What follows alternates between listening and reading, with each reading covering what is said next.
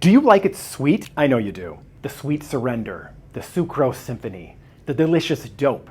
It's hard to find a single product in a supermarket aisle that doesn't have sugar.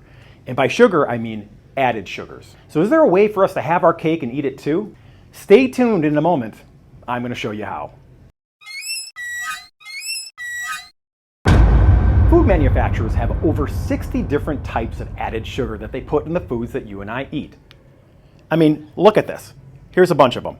That's a lot of different names. But many people in the health and wellness field, myself included, believe that intaking added sugars is one of the worst things you can do for your long-term health. And food manufacturers actually tried to hide sugar from us for many, many years. They did not want to have it added to the label of the nutritional products that you eat. Thankfully, back in the early part of this century, they finally added it as added sugar. So now they can't hide those ingredients, and you'll be able to see when there are added sugars in the foods that you might be eating so you can avoid them. So the solution is artificial sweeteners, right? So we won't do any of the added sugars, we'll just use the artificial sweeteners. Unfortunately, many health and wellness experts believe that the artificial sweeteners are just as bad as the added sugar, and I also believe that as well.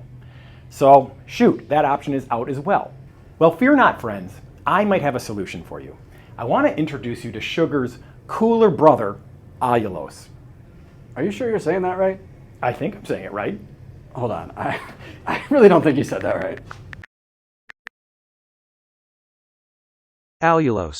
Allulose is classified as a rare sugar, so it's a sugar that naturally occurs in certain plants. Now, the cool thing about allulose is it has about 70% of the sweetness of sugar, but only about 10% of the calories, because our bodies cannot digest that sugar the same way we can refined regular table sugar. And probably one of the best things about allulose is that it actually tastes like sugar. Jeremiah, do you want to taste it? Yeah. Okay, let's do a little taste test. On my right here, I have allulose. I have not tasted this yet. On my left here, I have table sugar. I've tasted a lot of that. I'm going to start with the table sugar. I know I like that. That is very sugary. I'm going to try the allulose here.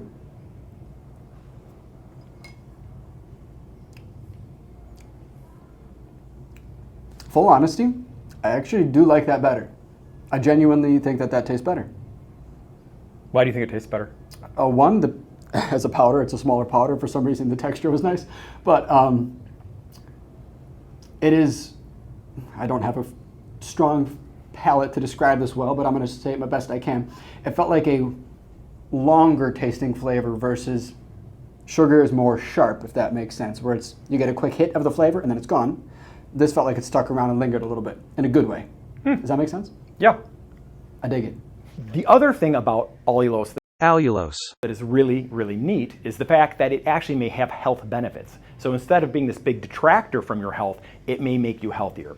And some of the benefits that have been referenced in the research or from doctors and physicians are as follows. Since we can't digest allulose, it goes through our small intestine intact, gets into the large intestine, where our beneficial bacteria can digest it. So it acts as food for our little gut buddies. And anything that feeds the microbiome or helps out our microbiome, I am definitely down with. There's also been information that allulose may blunt the insulin response and also help decrease our visceral body fat, which visceral fat is the fat that is around our organs, which is some of the most damaging type of fat that a human being can hold on to. So again, anything that reduces our visceral fat, that's a really good thing. Allulose is kind of a new sweetener, but it does have the FDA's GRAS designation, so it's generally recognized as safe. Because allulose can't be digested by our bodies, it's usually a good idea to try small amounts of it first and work your way up to larger amounts if it is indeed the sugar that you're going to switch to.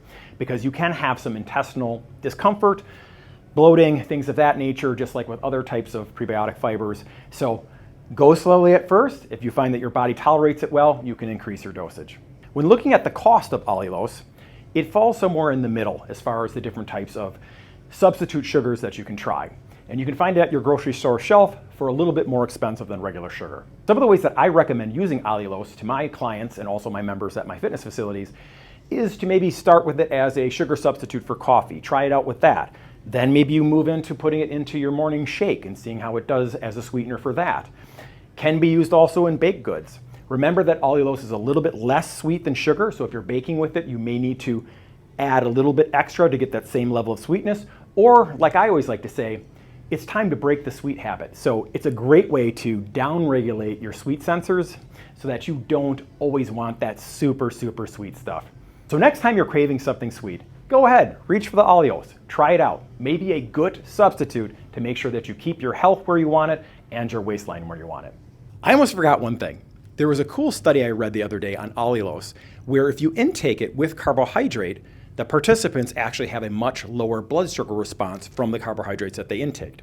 So when you extrapolate that forward, since Allulose blunts the effect of carbohydrates, and when it's taken alone, actually does not have a blood sugar response at all in the human body or cause or trigger one, it could be your answer for that morning cup of coffee for those of you that like to fast. I know many people have tried stevia for that because stevia also does not raise blood sugar levels, but stevia also kind of tastes nasty in my opinion. You know, it has that kind of weird aftertaste. Allulose may be something you can add, get that same effect where you're maintaining your fast in the morning and also have it taste good. So just a thought.